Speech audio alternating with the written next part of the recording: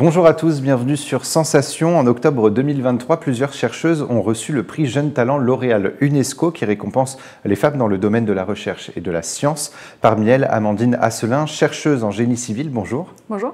Alors Amandine Asselin, on va parler de vos recherches dans quelques instants. Avant cela, j'aimerais qu'on évoque ensemble le prix Jeunes Talents L'Oréal UNESCO. Comment avez-vous pris connaissance de ce prix ? Alors c'est un prix qui est très connu dans le monde scientifique. En tout cas, dans mon domaine, en génie civil, c'est assez connu. Ça valorise les chercheuses. Donc, en général, les gens qui sont nos directeurs de thèse ou nos directeurs de laboratoire transmettent les informations sur ce prix pour qu'on candidate, parce que ça fait toujours une très bonne pub. Ça montre qu'on a des gens compétents dans le laboratoire et ça montre qu'aussi on a des femmes. Et donc, a priori, ça attire encore plus de femmes dans le laboratoire. Et qu'est-ce qui vous a décidé, vous, à candidater justement pour ce prix ? Moi, j'ai une amie qui l'avait eu il y a quelques années et qui a beaucoup aimé l'expérience et a beaucoup aimé ce que ça a pu lui apporter. Donc je me suis dit, pourquoi pas moi ? Et je pense que si j'avais pas eu quelqu'un dans mes connaissances qui l'avait eu, j'aurais peut-être pas tenté parce que je me serais dit, mais en fait, j'ai aucune chance de l'avoir. Alors que finalement, bah si. Ce prix, il récompense les femmes dans le domaine donc, de la recherche et de la science. Il permet notamment de valoriser le travail des femmes dans certains milieux encore jugés trop masculins. Ce prix, il a un sens pour vous, justement, dans cette volonté de valoriser le travail des femmes ? Oui. Alors déjà, il faut savoir qu'en France, on est pas mal en retard sur le nombre de femmes dans le domaine scientifique. Au niveau de l'Europe, c'est 33% des chercheurs qui sont des femmes, donc des chercheuses. En France, on est sur 27-28%. Donc on est en retard sur ça et on se rend compte qu'on n'est pas du tout à l'équité. On n'est pas du tout à 50% comme ce qu'on pourrait s'attendre parce que en fait, dans la réalité, dans la vie de tous les jours, on est 50% de femmes, 50% d'hommes. Et ça veut dire que ça a des impacts sur la qualité des recherches. On ne va pas traiter les mêmes problématiques, on ne va pas avoir les mêmes approches parce qu'on n'a pas la même sensibilité entre un homme et une femme. Et donc c'est se passer d'une partie de la population qui pourrait avoir des choses à dire et des choses à faire. Est-ce que pour vous, justement, ce prix peut pousser également certaines femmes, ou en tout cas donner comme exemple à certaines femmes et se dire « mais en fait, c'est aussi pour moi ». Bah, c'est exactement ça, en fait. L'idée, c'est aussi de mettre en avant des femmes qui ont réussi et de dire aux autres femmes, notamment aux jeunes filles, quand elles sont en train de choisir leur métier, de choisir ce qu'elles veulent faire dans la vie, bah, allez-y, regardez, il y a des gens qui y arrivent, pourquoi pas vous ? Je le rappelle qu'en 2023, les femmes ne sont pas moins capables que les hommes. Justement, au cours de vos années de recherche, est-ce que vous avez vous-même été confronté à ces stéréotypes, à des traitements un peu différents de la part des hommes ? Alors déjà, moi j'ai eu de la chance parce que dans ma famille, on m'a jamais dit tu ne peux pas faire ce métier parce que tu n'es pas capable ou c'est pas pour une femme, mais je sais que ça arrive encore aujourd'hui, c'est assez malheureux. Et après, au niveau des gens que j'ai pu rencontrer, c'est sûr que quand je discute de ce que je fais, quand je dis que au quotidien je fais du béton, que j'ai porté des morceaux de béton, que en fait, je suis vraiment entourée d'hommes et du coup, ça choque beaucoup les gens de savoir que moi, je suis capable de faire ça. En fait, ils s'attendent plutôt à ce que ce soit un homme qui le fasse à ma place et que je donne juste les idées. Donc justement, lors de vos recherches, vous devez bien souvent, et vous l'avez dit, porter des choses lourdes. Là encore, vous avez été confronté à des réactions bizarres ou étranges de la part des hommes. Quelles sont ces réactions en général et comment est-ce que vous leur dites « mais je ne suis pas moins capable que vous ». Alors je pense qu'en fait, donc, oui, il y a eu ces réactions-là autour de moi. Il y a eu notamment, j'ai un exemple très drôle, c'est que ça m'est arrivé de travailler en équipe où on faisait des grosses coulées, pas forcément pour mon projet, mais on était beaucoup à travailler, une dizaine. Et toujours, mes collègues sont focalisés sur le fait que « waouh, Amandine, elle est capable ». Incroyable, oui, j'y arrive. Et en fait, souvent, ce que je leur dis, c'est rigolo, mais tu crois que tu ferais la même remarque à mon collègue homme qui fait la même chose là actuellement que moi ? Si ce n'est pas le cas, je pense que tu n'as pas besoin de faire cette remarque.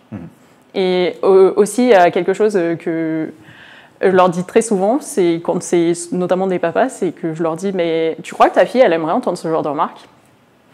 Souvent, ça les empêche. Enfin, ils se disent que, ouais, en fait, peut-être que c'est pas le genre de choses qu'on dit. Et justement, vous avez pas pris conscience, mais est-ce que vous avez remarqué une évolution, justement, en travaillant avec des hommes et en leur montrant que, voilà, il y a des choses qui ne se disent pas, justement. Est-ce que vous avez remarqué cette évolution ?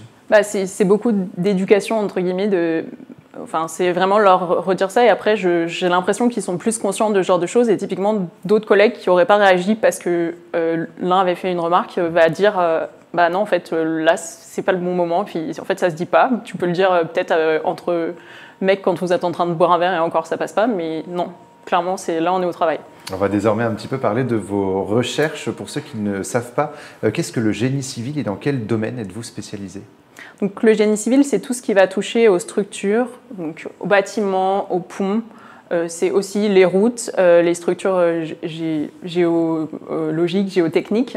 En fait, c'est vraiment tout ce que l'homme va construire, la construction. Donc ça va passer par le béton, ça va passer par les routes et le bitume.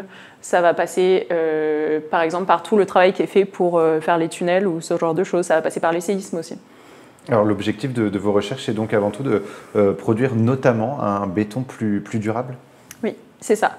En fait, moi, je travaille sur une des problématiques du béton qui fait que quand le béton vieillit, il est plus aussi résistant que ce qu'il est au début. Et du coup, j'essaye de comprendre comment ça va se passer, comment ce phénomène se déroule et comment on peut y remédier. Une question se pose, la bétonisation aujourd'hui pose de plus en plus problème, surtout pour des enjeux environnementaux.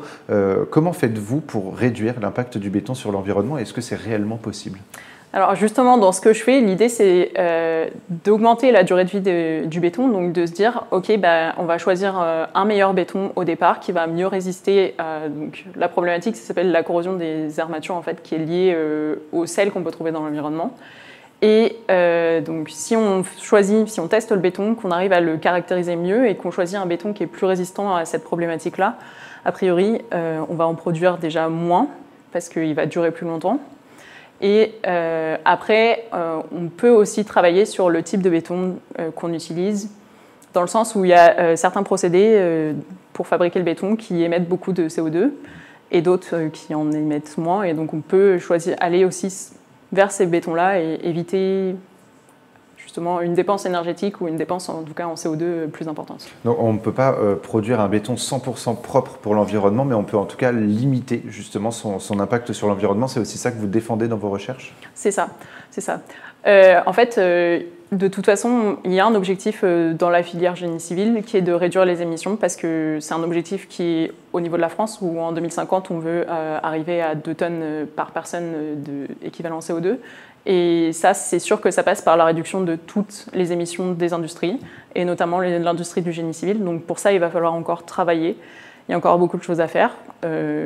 Concrètement, si on utilise du béton classique, et notamment du ciment classique, il y a encore énormément d'émissions de gaz à effet de serre. Mais ce qui tend pour les prochaines années à venir, c'est vraiment l'utilisation de béton ce qu'on appelle bas carbone, donc beaucoup moins émissif en CO2. Et l'idée, c'est vraiment, de ce point de vue-là, de ne pas rendre complètement propre, mais en tout cas de limiter. Vous vous penchez également sur les espèces chimiques corrosives au cœur du béton et à la corrosion des armatures en acier. Vous l'avez évoqué. Qu'est-ce que ça signifie et quels sont les problèmes soulevés? Alors en fait, ici, en France, plutôt au bord de la mer et dans les pays froids comme le Canada, on trouve du sel dans l'environnement. Donc ça va être le sel lié au sel qu'on met sur les routes pour déverglacer ou le sel marin qu'on trouve dans les embruns ou sur les ponts de bord de mer, ou ce genre de choses. Et donc ces sels-là, quand ils rentrent dans le béton, ils vont aller jusqu'aux armatures en acier. Donc toujours les structures de ponts ou de bâtiments, c'est jamais du béton seul, c'est toujours du béton avec des armatures en acier. C'est du béton armé. Et donc une fois que les chlorures, le sel qui contient des chlorures vont atteindre les armatures, on va avoir vraiment un gros problème de corrosion. Une fois qu'on a de la corrosion, on va avoir un gonflement du béton et ça va créer beaucoup de fissures et ça va casser des morceaux de la structure et on n'aime pas trop ça parce que ça résiste moins.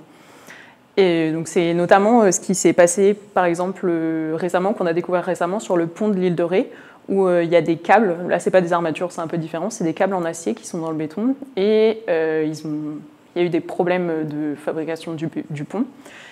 Et donc, on a eu du sel qui est allé attaquer le câble. Et ça pose un gros problème de résistance. Donc là, il y a des travaux qui ont commencé et qui vont encore continuer un certain temps. Et du coup, ce genre de travaux, c'est nécessaire pour éviter les problèmes de résistance, pour maintenir quelque chose de sûr pour les usagers. Mais ça peut vraiment causer de gros problèmes, cette corrosion, en fait. Donc le sel, c'est finalement l'ennemi un petit peu numéro 1 dans vos recherches. Voilà, c'est le numéro 1 pour moi, mais pour d'autres, ce serait d'autres espèces. Mais oui, moi, en tout cas, dans mon domaine, c'est vraiment le sel. Merci beaucoup, Amandine Asselin, d'avoir été avec nous sur Sensation. Donc, je rappelle que vous êtes chercheuse en génie civil et que vous avez obtenu donc, le prix Jeune Talent France de L'Oréal UNESCO. Et pour revoir ou réécouter cette émission, rendez-vous sur notre site, notre chaîne et notre application Radio Sensation.